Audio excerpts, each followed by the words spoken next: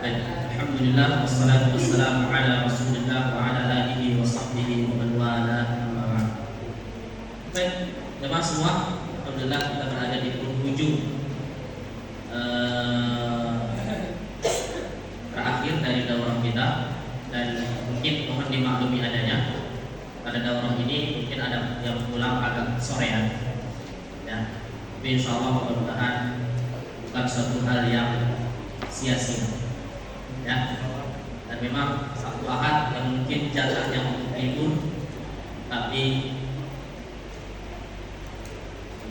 mengikuti daurah satu ahad berarti full. Karena sama saya juga besok berarti kita kembali aktivitas mengajar atau bekerja seperti biasa, ya. Jadi jangan merasa bahwa paling sibuk sendiri, karena semua orang statusnya adalah sibuk. Baiklah, insyaallah. Insyaallah pada sesi terakhir ini, sebagaimana tadi sudah saya sampaikan, dan ini semua sudah siap, insyaallah. Sertifikat sudah ada di saya, ya, insyaallah ini. Dan perlu saya informasikan bahwa tadi nanti insyaallah saya akan kirimkan kalau sudah sampai di rumah. Nah, ini berarti santai juga. Soal 3 soal PDF. Siapa yang ingin mendapatkan ijazah khasah, ya, maka insyaallah silakan disiapkan. Sebenarnya sih ijazah ammah dengan khasah itu bedanya cuma saya tahu kualitas orang yang mengambil ilmu dari saya, paham nggak? Secara bacaan pun saya tahu, makanya ada tes via setoran matan Jazari 3 bab, dan juga saya suruh baca salah satu surat dari juz 30 itu mudah, ya nggak? Sehingga saya tahu dari situ saya akan berikan dia ijazah khas khusus. Adapun ijazah ammah ini karena semuanya ibaratnya sudah mempelajari dari awal buku ini sampai akhir, mengkaji buku ini, maka itu juga tidak ada masalah. Tapi memang satu, saya tidak secara khusus mengetahui bagaimana kualitas, nah gitu. Tapi tidak ada hubungannya kalau misalkan buku saya mungkin dipakai untuk mengajar, ya silahkan. Karena buku ini bukan metode, buku ini adalah buku panduan. Makanya salah satu tadi sudah saya sampaikan, usahakan dari ujung ke ujung itu bisa dibaca. Bisa jadi ada hal-hal yang saya lewatkan itu penting sebagai referensi para jemaah di sini, atau bisa jadi ada hal-hal yang janggal yang mana itu akan timbul pertanyaan kemudian ditanyakan kepada saya. Karena pada dasarnya setiap poin yang saya tuangkan di sini ini bukan hanya sekedar nukilan semata, tapi sudah sangat saya pilihkan, sudah sangat saya susun dengan semampu saya, kemampuan saya untuk benar-benar menjadi buku panduan sebagai referensi bahan ajar, ya, khususnya dalam materi mafarijul huruf was sifat. Maka perkataan saya ini spesial khusus untuk status para guru Al-Quran, guru TPQ, guru pokoknya ustazah di lembaga, di pondok, rumah tahfidz, para ustadz juga sama. Insyaallah ini lebih khusus lagi. Tapi kalau umum misalkan, Ustaz saya nggak ada, saya belajar Ustaz, saya nggak ngajar, nggak ada masalah. Mudah-mudahan ya kalau misalkan apa yang saya sampaikan dari kemarin sampai hari ini bisa ditangkap, dipahami dengan baik, berarti alhamdulillah. Tapi kalau mungkin banyak hal yang bingung Ustaz, saya kira itu tidak ada masalah. Karena pada dasarnya yang pertama dalam proses belajar itu kita tentu berproses. Yang dalam belajar itu kita berproses. Karena ini bukan daurah ceramah tapi aplikatif. Hampir semua dari awal sampai hari ini kan saya suruh ngikutin kan. Nah, jadi pegelnya nggak saya doang, para jamaah pun udah masa nanti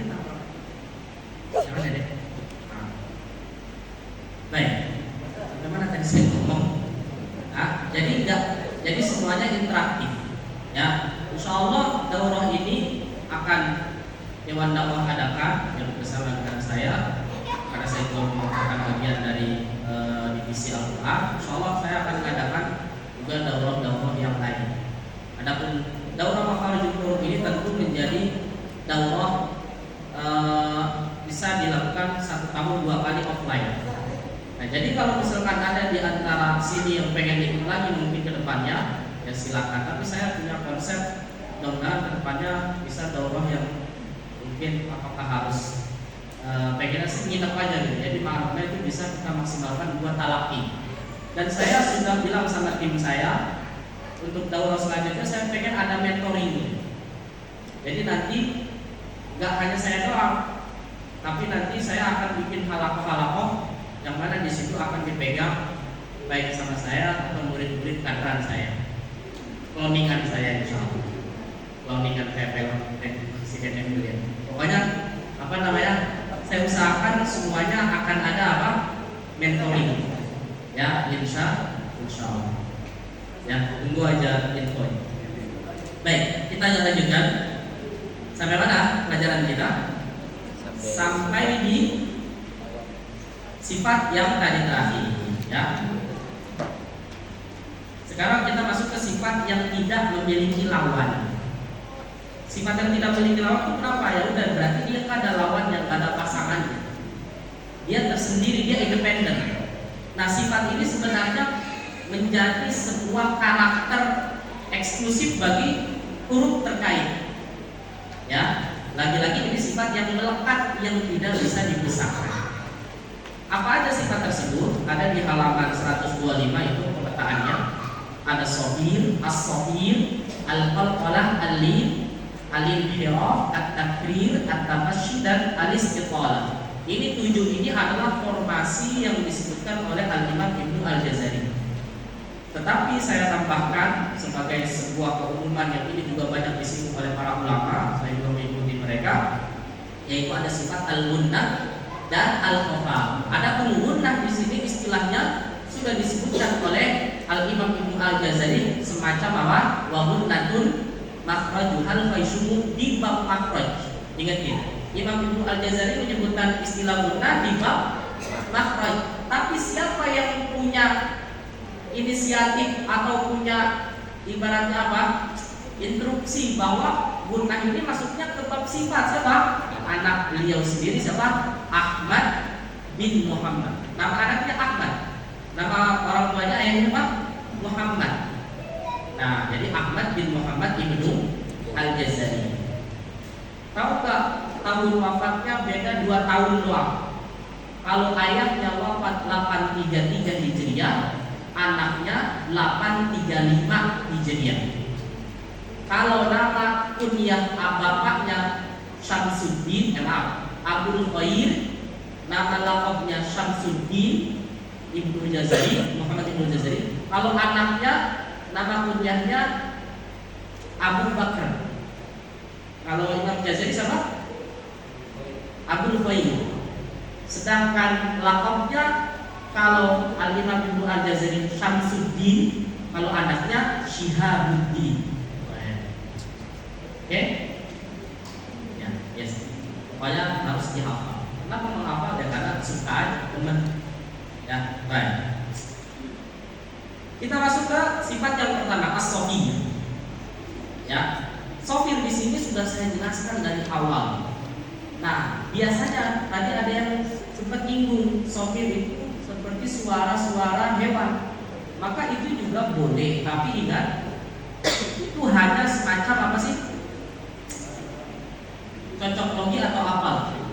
Di sama-samain.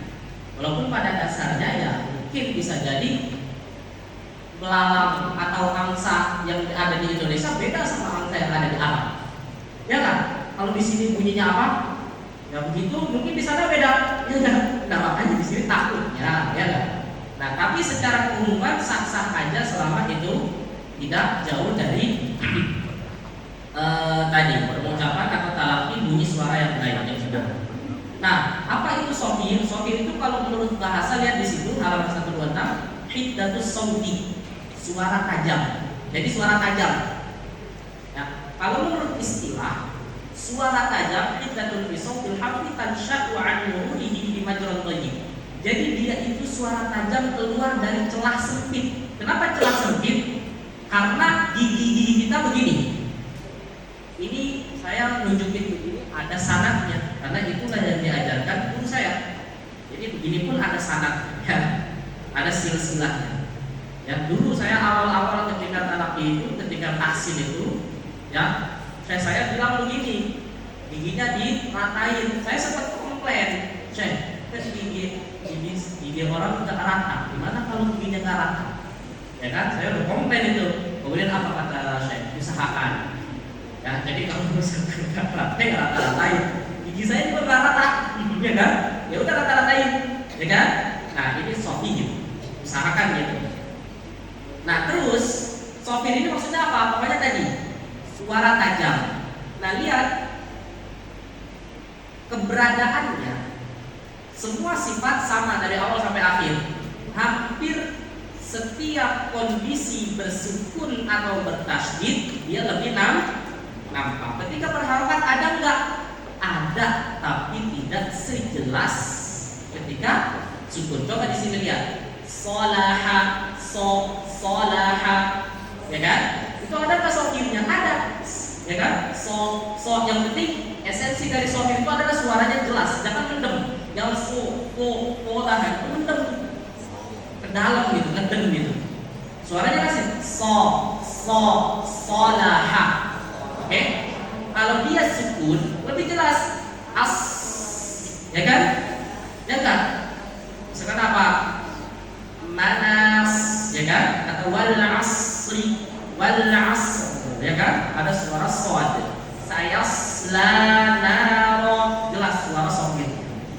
Ketika bertasyud gimana? Kurang lebih sama. Wa amilus lusso, jangan banyak ya. Wa amilus lusso, jelas. Baik. Nah, ada perumpamaannya tadi seperti suara yang hewan tadi ada di bawah itu, halaman 127. Sod bunyinya seperti angsa, zai bunyinya seperti lebah, sin bunyinya seperti belalang. Nah, ini referensinya ada 341 di dalam kitab Dirasat Makharijul Huruf was Sifat punyanya Syekh Ibrahim Jamal Al-Kirshi yang sekarang mungkin di Saudi. Hafizahullah ta'ala. Ya. Itu sofir. Jelas semua? Bisa huruf sofir? Nah, huruf sofir ada berapa? 3. As. Nah, suaranya jelaskan. Sekarang qalqalah. Nah, qalqalah. Qalqalah, apa yang dimaksud dengan qalqalah? Pantulan suara. Kenapa terjadi pantulan? Karena sifat tadi yang tertahan kuat. Apa itu? Syiddah dan jahr. Jadi qalqalah ini sebagai apa sih? Keringanan, solusi buat huruf yang kalau dia diucapkan sukun gak jelas, gak keluar. Ab. Nah, huruf apa itu? Ab, ya kan? Makanya ketika ab, nah maka di situ akan lebih jelas lagi, lebih berkarakter lagi huruf ba. Makanya kan tadi saya bilang di awal, cara menentukan huruf itu sifatnya enggak hanya 1-2 aja, tapi gabungan dari sifat-sifat yang terkait huruf tersebut. Ya, itu makanya qalqalah ini sifat bagi huruf apa? Baju di toko. Wah, qalqalah. Ya, karena memang begitu. Kalian tidak ada mudah. Ya, kita orang Arab paham baju di toko. Paham lah, orang promo aja dia bisa paham. Promo ya kan? Ya, kayak gitu lah itu. Nah, qalqalah di sini sekarang saya ingin tanya, ini sebenarnya saya revisi dari pemahaman saya yang sebelumnya hanya sebenarnya ikut-ikutan. Dulu buku saya katakan cetakan sebelum ke-6, ke-5 terus ke bawah. Itu saya sebenarnya yang masih sangat taklid banget dengan Dr. Aiman Rusdi Suwaidi. khususnya dalam kitab At-Tajwid Al-Musawwar yang selama ini, hampir selama ini, itu banyak para ustaz yang menulis atau ustazah itu pasti referensinya adalah At-Tajwid Al-Musawwar. Nah, masalahnya adalah ketika itu sudah dibahas dan dijiplak kembali, nukil lagi, itu apa manfaatnya, ya enggak? Jadi di sini saya usahakan, saya karena mungkin di pasca sarjana kemarin itu tertuntut kita membuat, ya tadi pasca itu kan beda dengan S1 ya. S1 mungkin skripsi selesai aman, tapi di pasca itu kan penelitiannya benar-benar ya kan. Nah disitulah yang mungkin sedikit merubah bagaimana kita harus mengkaji, meneliti, ya kan, nah, gitu. Itu saya ceritain di mana, di pengantar. Saya udah curhatkan di pengantar saya. Baca, ada yang belum baca ya? Ada belum baca ya? Itu ada ceritanya. Nah, jadi dulu ya tentu kalau mengikuti pendapatnya Dr. Aiman ini sebenarnya memasukkan sifat qalqalah, Allah Ta'ala, itu ke sifat aradiyah. Apa itu sifat aradiyah? Berarti bukan sifat asliyah yang melekat pada huruf yang 5 ini. Kenapa?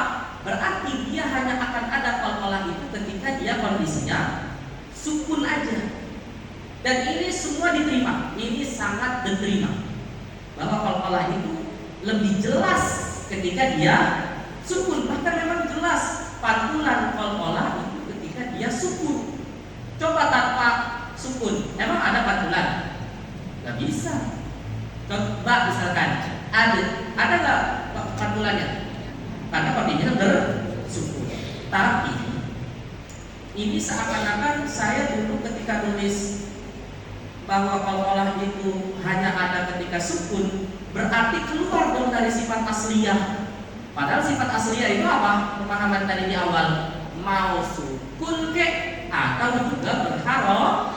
Maka gimana cara nyelamatin untuk qalqalah tetap ada di sifat asliyah? Ini sebenarnya bukan masalah nyelamatin, tapi kita harus butuh referensi lain supaya kita nggak hanya ikut-ikutan doang. Maka di situ saya gelisah. Saya kaji kembali, alhamdulillah saya sekarang sudah agak sedikit mungkin bahasanya ya memaparkan bahwa sifat qalqalah itu tetap ketemu, alhamdulillah ada di kondisi berharokat dan juga sukun, jadi tetap stabil. Dan cuman tentunya Dr. Aiman demikian karena beliau levelnya tentu jauh, karena beliau seorang muktri.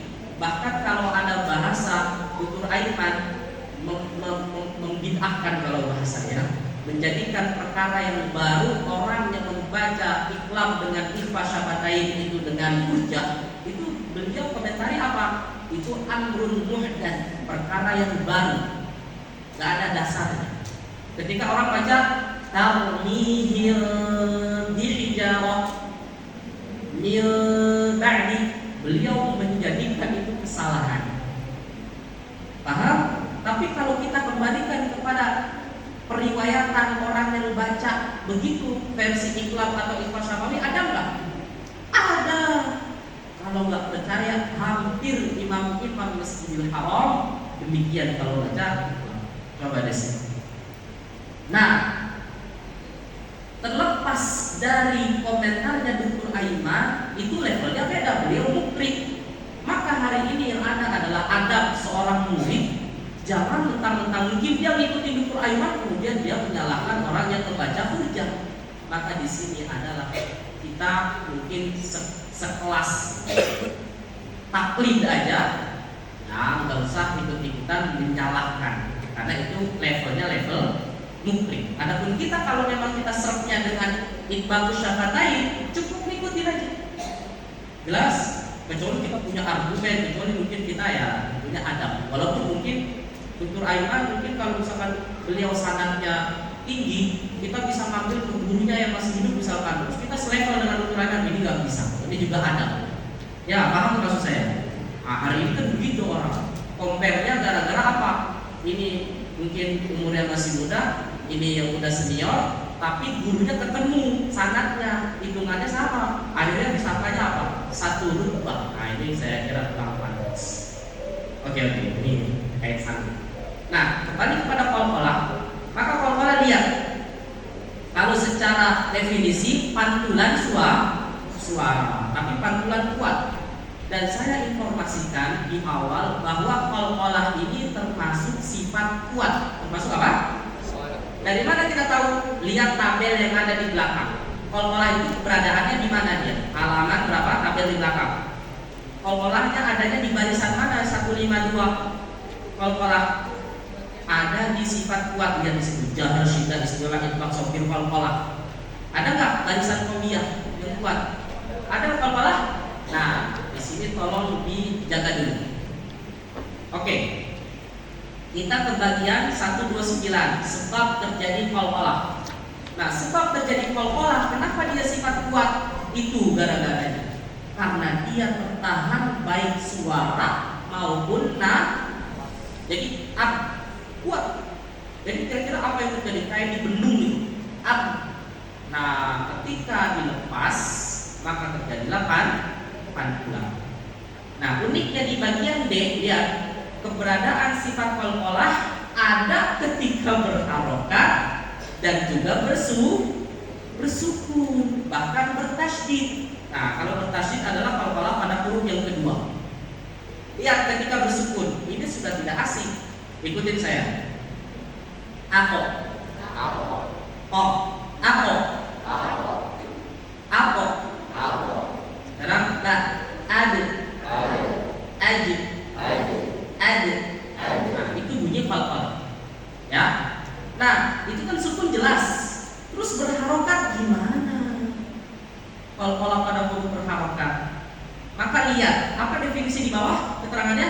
Ada, terus namun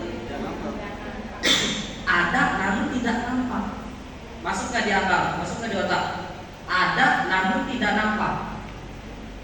Gimana coba? Ada tapi nggak ada. Enggak? Apa begitu? Ada namun tidak nampak beda nggak dengan ada tapi nggak ada? Beda nggak? Apa bedanya? Ada namun tidak nampak dengan ada tapi nggak ada. Bedanya di mana? Katanya beda. Mau pulang kan? Nah, katanya beda. Nih, lihat diksi ini atau kalimat ini. Ada namun tidak nampak. Ada tapi nggak ada. Bedanya di mana? Bedanya satu ada, satu enggak. Kalau ada namun tidak nampak tetap A. Kalau ada tapi nggak ada benar-benar nggak A. Susah aman. Ya, oke masuk ya. Udah dapat buku belum? Oke, harus ada buku kan? Buku ini kan? Nanti. Ya, ini bukunya ya. Baik. Nah, jadi begini konsepnya. Ini bahasa saya dulu. Secara rujukan ada. Ingetin, secara rujukan dianalogikan seperti huruf gunnah. Apa itu? Nun sama mim. Coba, sifat gunnah itu berada pada huruf apa? Nun sama mim. Coba, bisa nggak gunnah ini pada huruf yang lain? Nggak bisa. Legalnya hanya nun sama mim doang. Berarti selain gunnah, selain gunnah yang berada pada nun dan mim berarti ilegal, nggak boleh, nggak sah.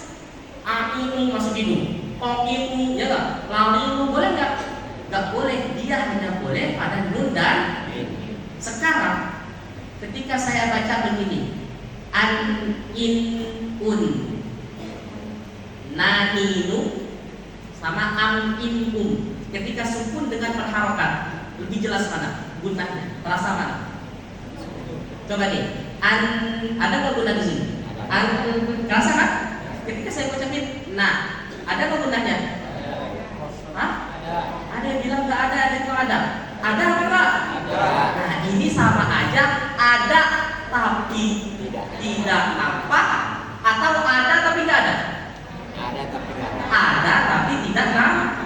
Makanya sifat qalqalah pada huruf yang 5 konsepnya sama seperti gunnah pada nun ketika dia berharokat. Sama ini. Masuk. Ulang lagi. Sifat qalqalah kan aslinya kan sukun doang. Itu jelas. Itu nggak ada yang menyangkal.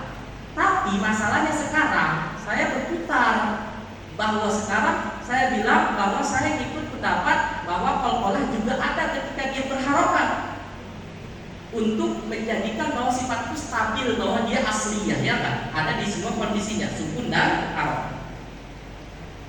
Tapi qalqalah, huruf qalqalah baju di toko itu ketika berharokat ada sifat qalqalah, ada yang nggak terima. Nggak terimanya di mana? Mana qalqalahnya gitu loh, paham nggak? Tapi analoginya sama seperti gunnah yang terdapat pada nun dan mim.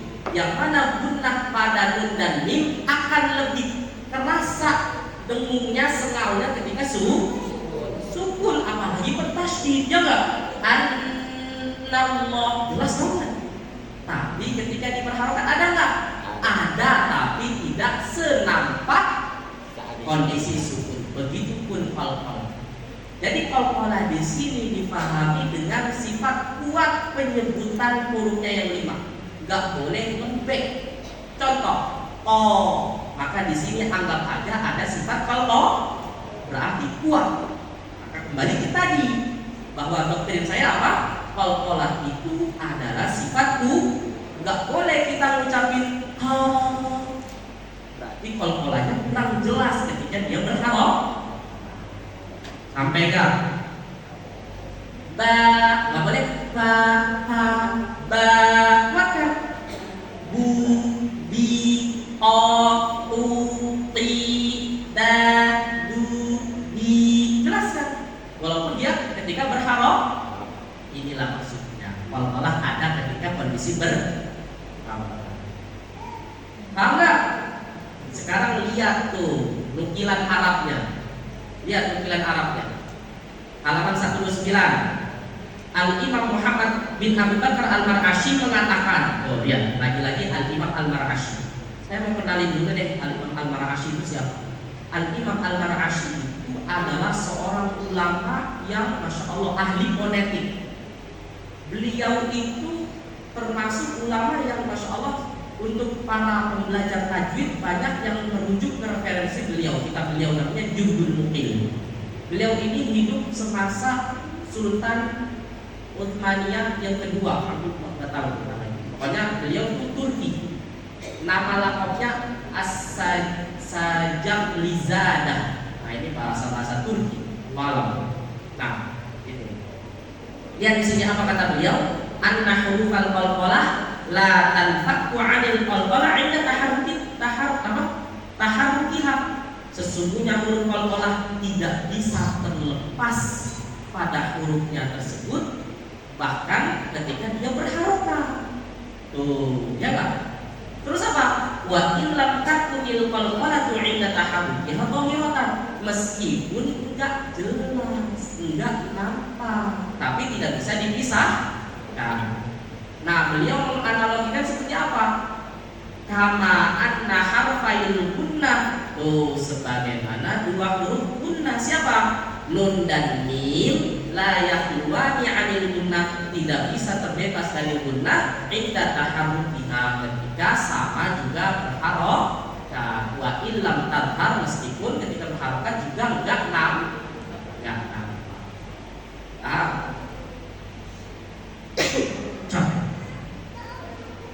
Oke, menyamakan persepsi. Pokoknya sekarang kalau ada yang bilang qalqalah ketika berharokat tuh, masa qalqalah berharokat sukun dong? Nah, maka di sini ya, ini amunisi berbantah ya.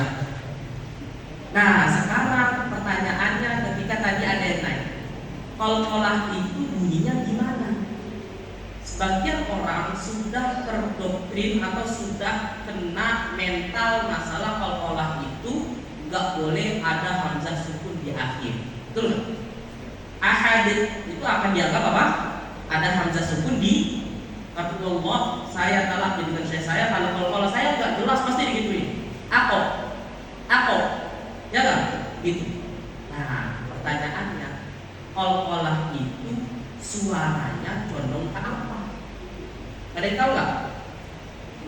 Nah, qalqalah bunyinya kayak apa? Pada dasar qalqalah itu kondisinya maka dia itu sukun itu kembali kepada makhraj aslinya, tidak seperti fathah, tidak seperti dhammah, tidak seperti kas. Sepakat semua? Karena dia sukun. Berarti itu jawaban. Qalqalah nggak punya vokal, nggak punya condong suara harokat. Tapi di sini lihat, ya. Oke. Ada di halaman 131. Ya.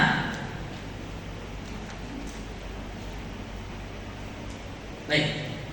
Apa di situ halaman 131? Perbedaan pendapat vokal qalqalah. Jadi para ulama berbeda pendapat terkait suara qalqalah itu condong kemana. Ingatin pendapat ini. Pendapat yang pertama, ada yang mengatakan bahwa suara qalqalah itu mengikuti harokat huruf sebelumnya. Apa? Suara qalqalah pertama mengikuti harokat huruf sebelumnya. Kalau sebelumnya dhammah berarti suara qalqalah ikutin condong ke dhammah, condong. Kalau sebelumnya kasrah berarti suara qalqalah kas. Kalau sebelumnya fathah berarti suara qalqalah fathah. Contohnya di sini ada contoh liya qata'a. Coba huruf qalqalahnya yang mana? Qaf. Huruf sebelumnya apa? Ya, harokatnya apa? Berarti qaf ikutin fathah liya qaf.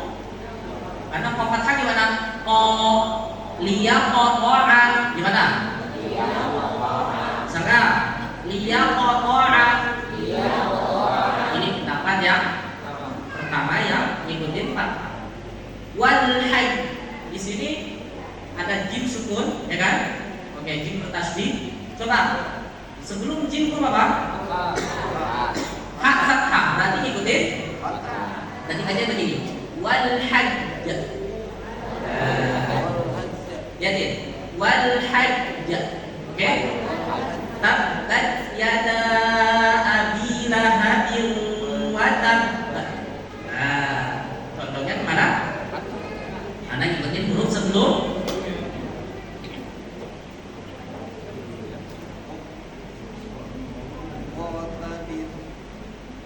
Sekarang contoh yang bawahnya, apa itu bunyinya? Kenapa nggak ada yang bunyi? Takutkan. Baca apa ini? Muqtadir. Ya kan? Nah, siapa qalqalah di situ huruf apa? Qaf. Huruf sebelumnya apa? Mim dhammah. Berarti ngikutin dhammah. Berarti baca gimana? Nah, bodekor. Lihat.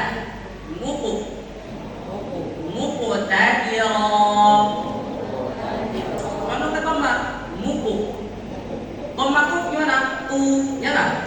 Muqtadir. Gimana? Jadi ibaratnya qalqalah nggak balik, monyong. Nah, jadi yang qalqalahnya monyong, anggap aja ngikutin pendapat yang pertama.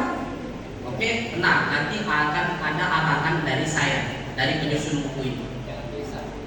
Oke, jangan apa? Gelisah. Apa? Jangan gelisah. Jangan gelisah.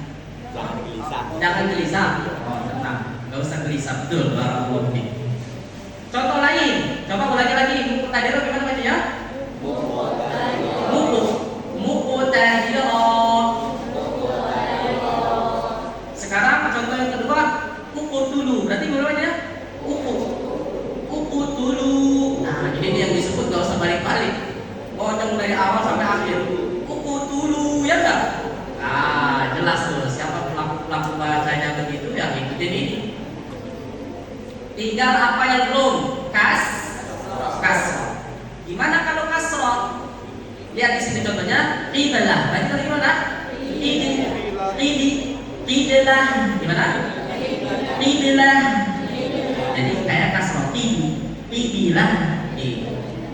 Pendapat yang pertama, harokat apa qalqalah ngikutin harokat sebelum.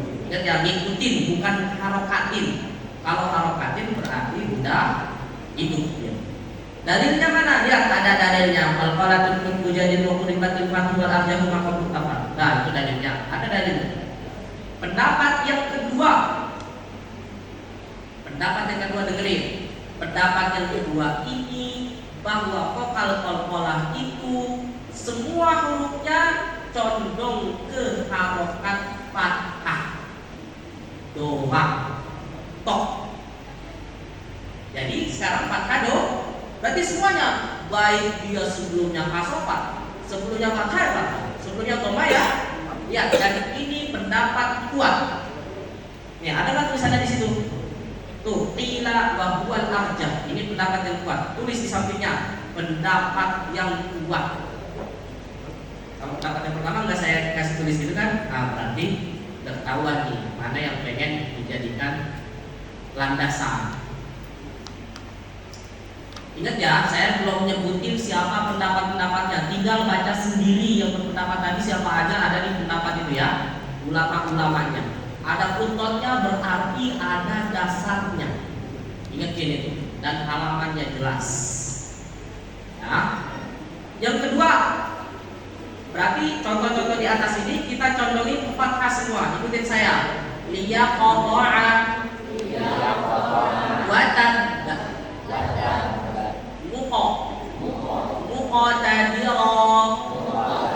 Beda nggak sama yang tadi? Tadi begini, muku tadi ya enggak?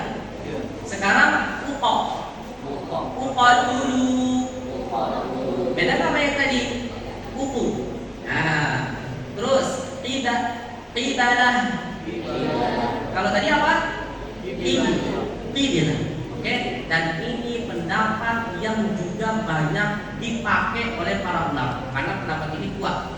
Dari mana Ustaz? Lihat ulama-ulama yang pendapat ini adalah ulama-ulama yang rujukannya, sandarannya ini senior. Seperti siapa?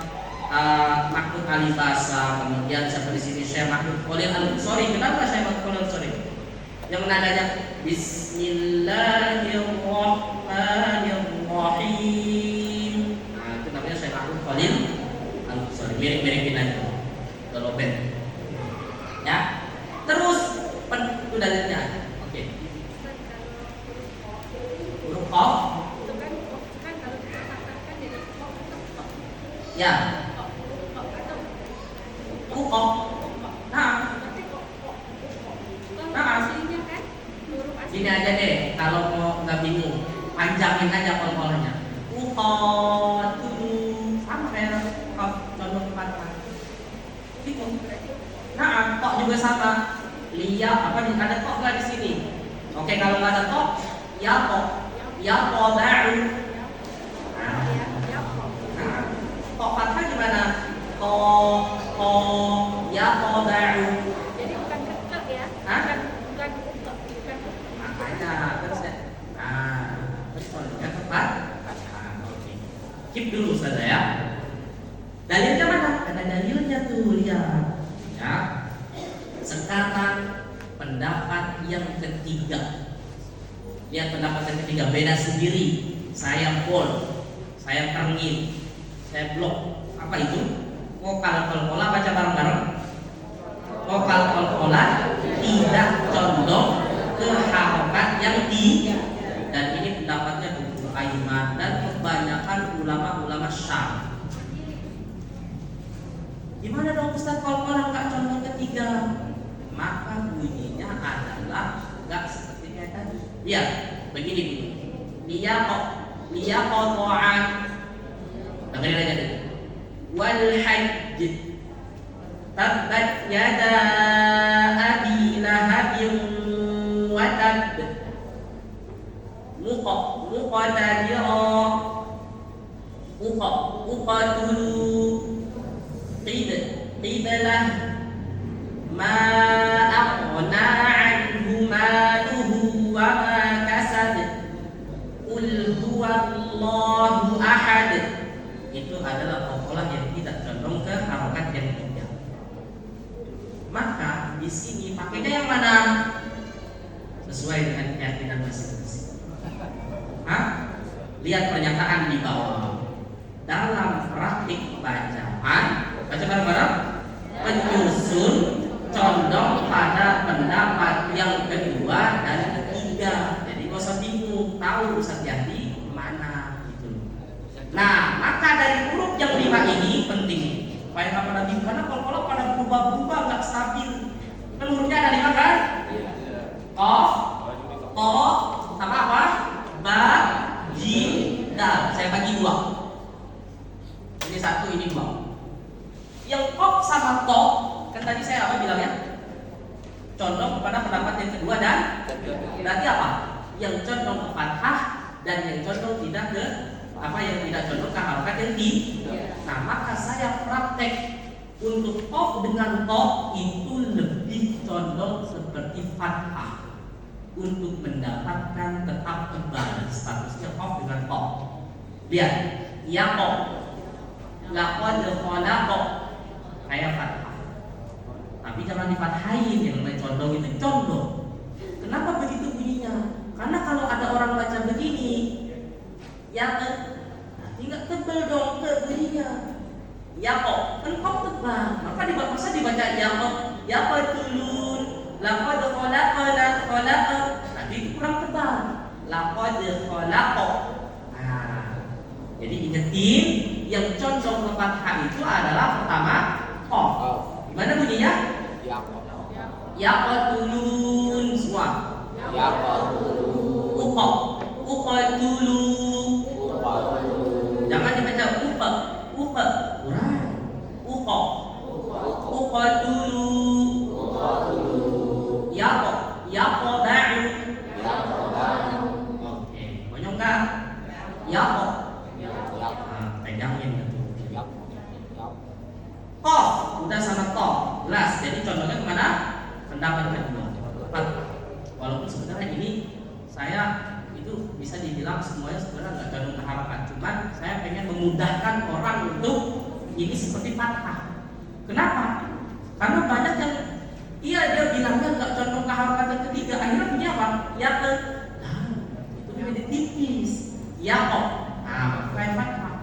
Maka saya kira ketika saya bilang condong ke fathah itu akan dapat. Sekarang sisanya yang kedua, ba, jim, dal baru benar-benar tidak condong ke harokat yang tiga. Bunyinya unik, yaitu bunyinya begini, ada. Jadi bunyinya ada, jelas. Bunyinya ada yang nanya, Ustaz, bukannya kol-kolam nggak boleh ada bunyi ribet lagi nih orang teori. Jadi sempat ini saya tanyakan kepada Syekh Farouk, kenapa kok bunyi kol-kolam begitu? Apa jawaban beliau? Ya memang begitu, karena itu bunyi tipis. Bunyi huruf tipis. Emang mau dikemanain lagi bunyinya? Paham? Jadi perhatikan, Qul huwallahu ahad. Gimana?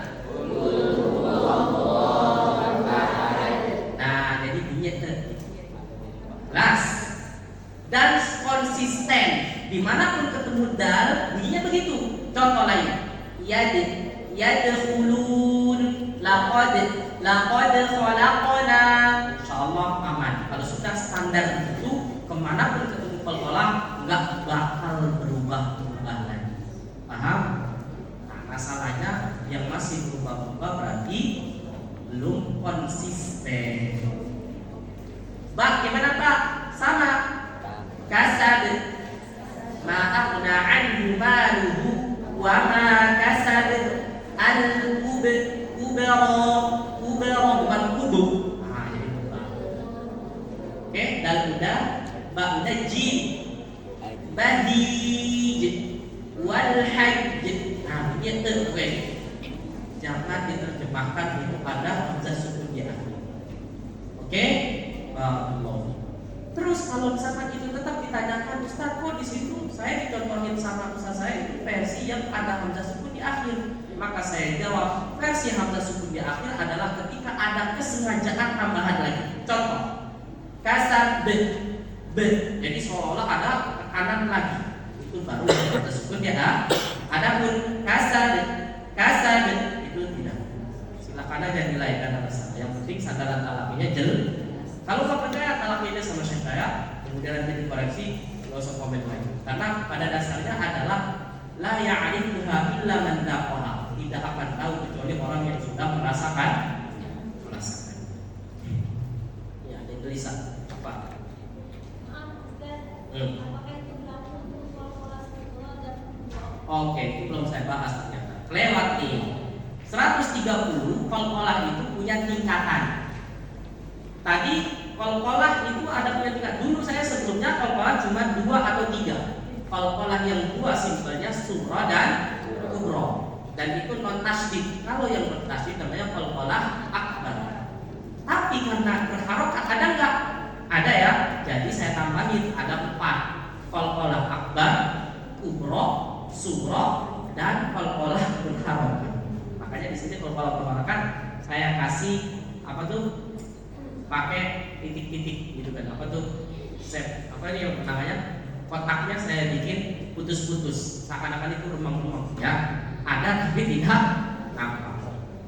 Nah, saya ingin jelaskan ke semua bahwa pembagian khususnya yang 3 kol-kolah akbar, subro sama kubro ini tidak ada bedanya pada suara kol-kolah. Tidak ada bedanya pada.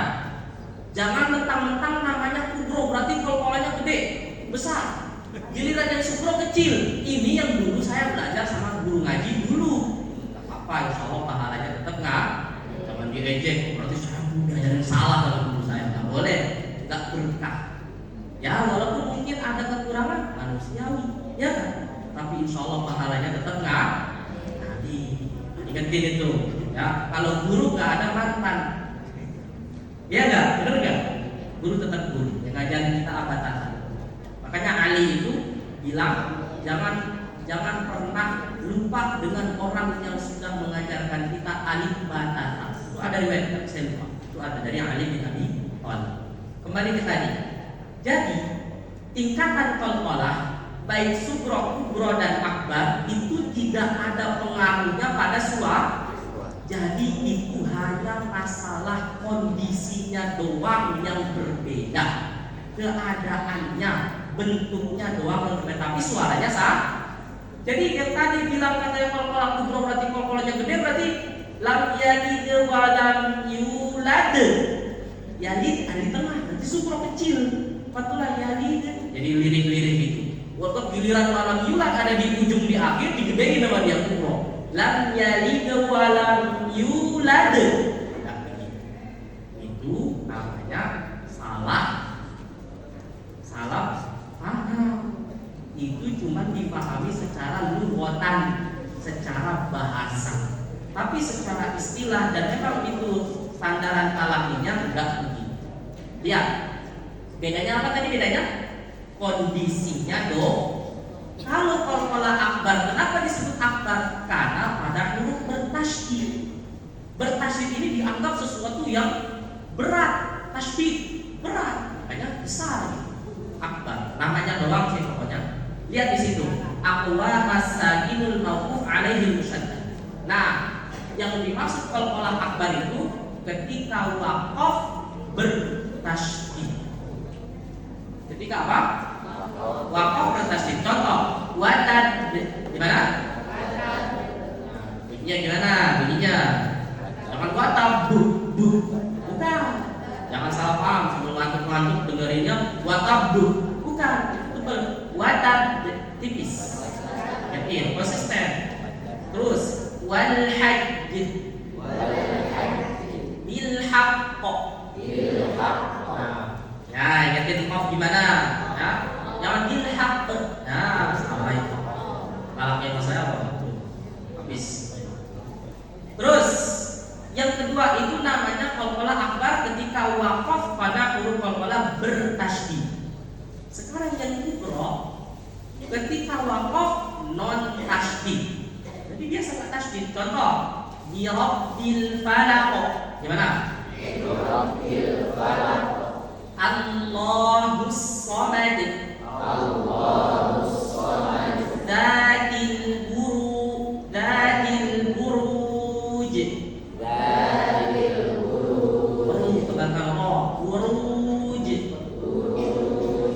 Muhiyat. Nah, jelas. Sama kan bunyinya? sekarang yang surah bedanya sama akbar dan kubra ketika dibaca wasol non tasydid. Ketika dibaca wasol dan dia sukun. Contoh, qad sami'a, gimana? Qad sami'a Allah wa warzuqa ahlah.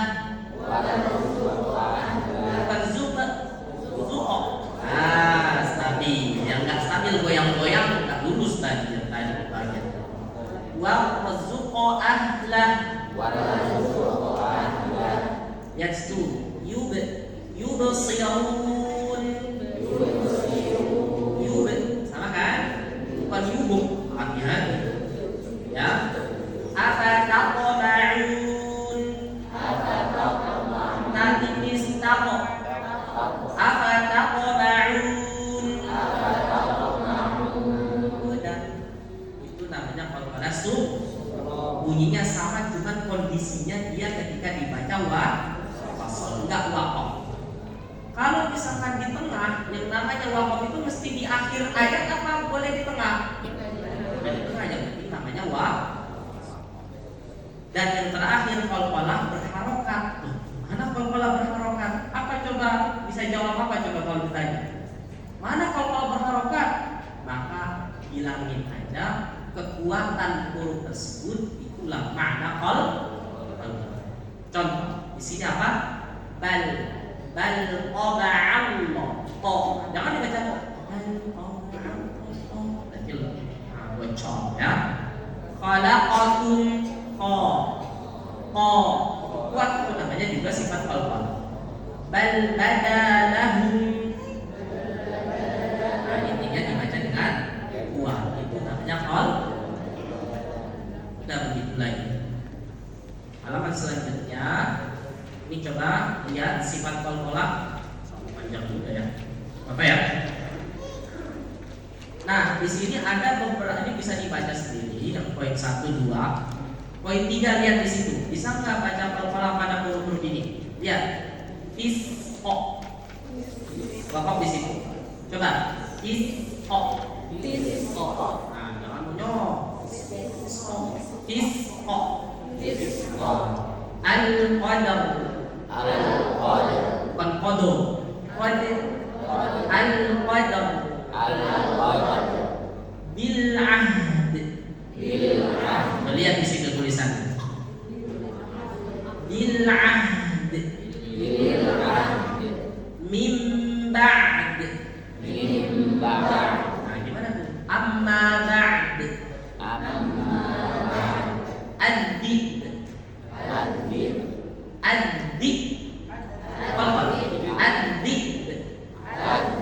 Jangan dibaca begini. Ad-did.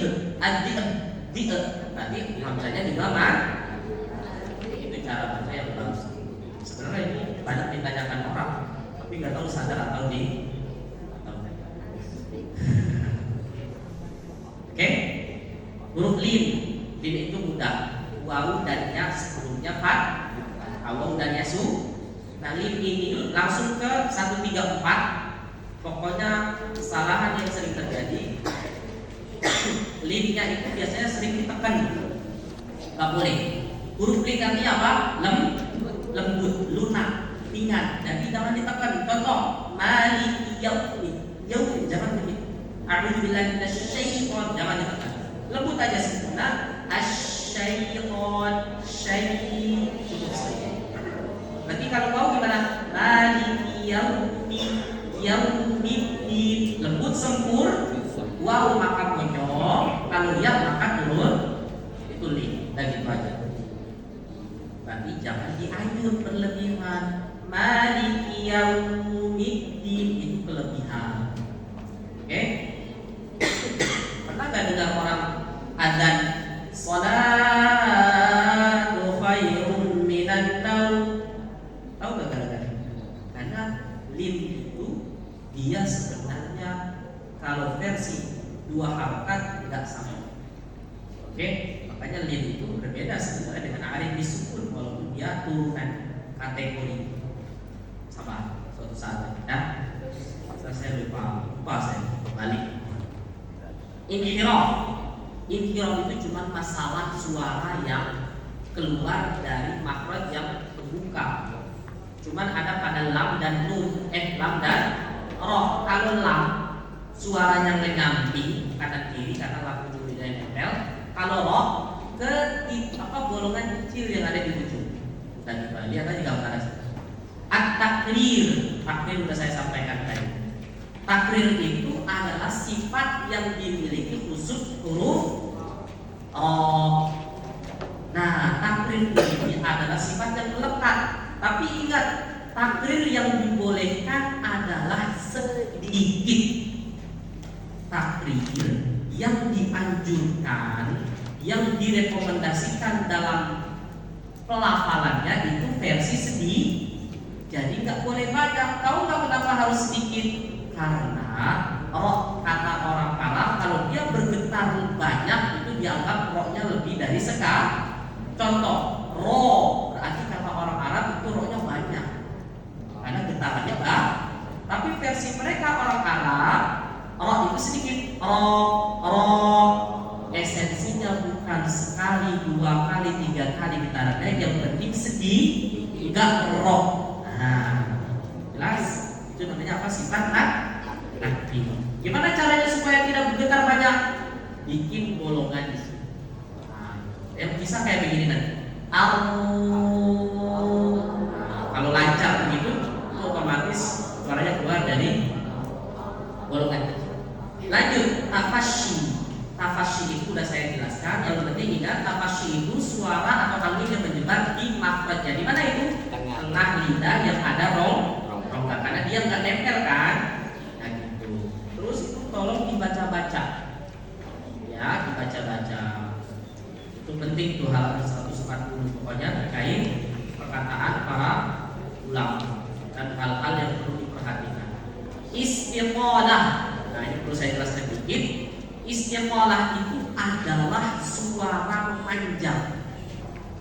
Kenapa memanjang? Jadi dia sebenarnya seperti tekanan. Karena lidah kita itu tertutup rapat ketika walaupun dia dari sisi lidah. Itu kan tekanannya sisi lidah kan? Tapi ujung lidah nempel kan? Kalau ujung lidah nempel, sisi lidah nempel, apa yang terjadi? Lidah kita nutupin, ya kan? Makanya begini, out. Nah, paham? Dia kuat. Maka suara yang ini namanya istiqalah. Out. Gitu. Maka contoh istiqalah ini akan lebih nampak ketika kapan? Sukun. Baca begini. La. Gimana? La. Pa. La. Nah, gitu. Al. Nah, bisa nggak? Ya, susah. Ya, khair insyaallah.